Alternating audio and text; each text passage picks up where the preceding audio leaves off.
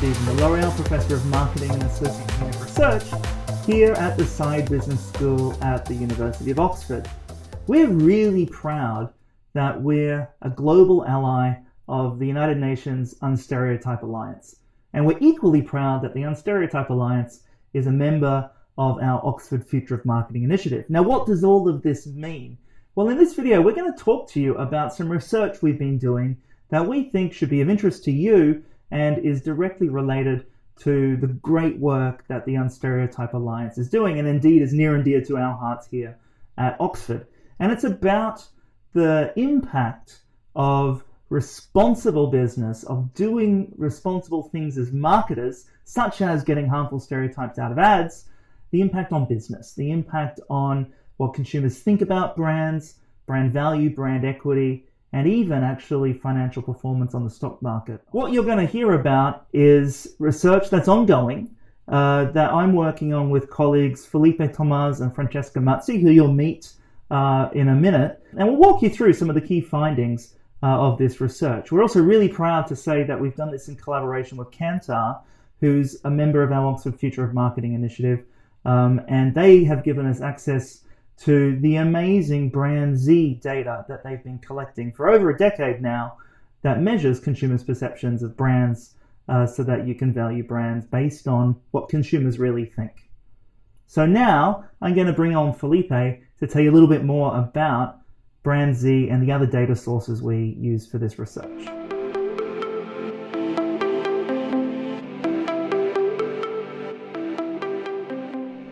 So let's start with the data underlying this project. First and foremost, we began with Brand Z data, which is the world's largest collection of consumer perceptions and beliefs about brands and the relationships with the brand. This goes to speaking about how much they recall a brand, whether they like a brand, whether they use a brand, and how it impacts their lives. We have over 13,000 brands that we have looked at across 12 years. And this is stretching across the entire globe, impacting every category that consumers shop in. We augmented that data with financial information from publicly available sources. So we're looking at the stock returns for all of these companies that own the brands that we've been looking at and been measuring with Brand Z. That augmentation allowed us to do financial modeling, traditional financial modeling of financial returns augmented with marketing information. Now, uniquely within this data set, we're able to see how consumers believe brands are and how they act in terms of social responsibility as well as environmental responsibility.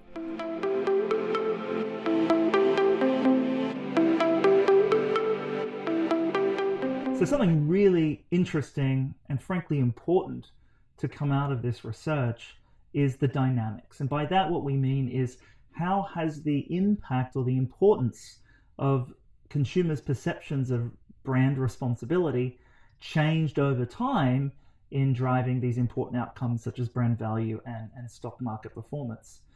Well, if we go back in time, and we've got over a decade of data here, before 2017, you don't even see a blip on the radar.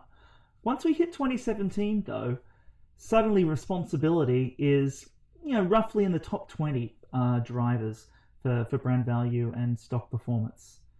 But then the rise is pretty dramatic. It goes from top 20 to top 10 in 2018, and then hits the top 3 in 2019, which is the last year that we've analyzed so far. And there's more to that. One of our findings is that social responsibility from a consumer perspective differs depending on the regional area. Indeed, we observed that while in Asia Pacific, North America, and Europe, social responsibility has a stronger impact on consumer perspective. In South Asia, Latin America, and Middle East and Africa, it has a lower impact on the consumer perspective. So what we've seen is consumers and financial markets really putting important weight on and significant value on how responsible a brand is in the eyes of consumers around the world, to the point where it's one of the top 3 drivers of those outcomes, coming out of nowhere just a few short years ago to being in the top 3.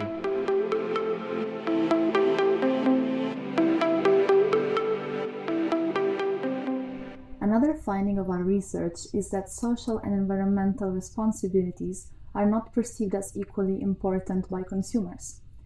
Indeed, we observe that in most parts of the world, consumers consider brands to be worth more than they cost because of environmental factors rather than for social factors. However, both environmental and social responsibilities enjoy the same level of priority in order to achieve the UN Agenda for 2030. So, sustainable business practices should be directed towards environmental and social responsibility equally.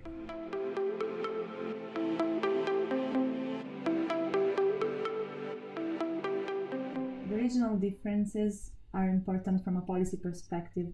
Indeed, they highlight the need to introduce socially responsible practices and to raise awareness concerning social responsibility, especially in developing countries, which is in line with Goal 17, Partnership for the Goals. In the context of a multi-stakeholder collaboration, brands can be valuable partners. Indeed, by introducing sustainable and responsible practices, they can be role models. Thanks, Francesca and Felipe. Hopefully, that's given you all a sense of this really fascinating and I think impactful research that is ongoing here at the Saïd Business School in collaboration with Kantar and the UN's Unstereotype Alliance. If you want to find out more about this research project and other work that we're doing here in the Oxford Future of Marketing Initiative, please visit oxfordfutureofmarketing.com. Thanks for watching.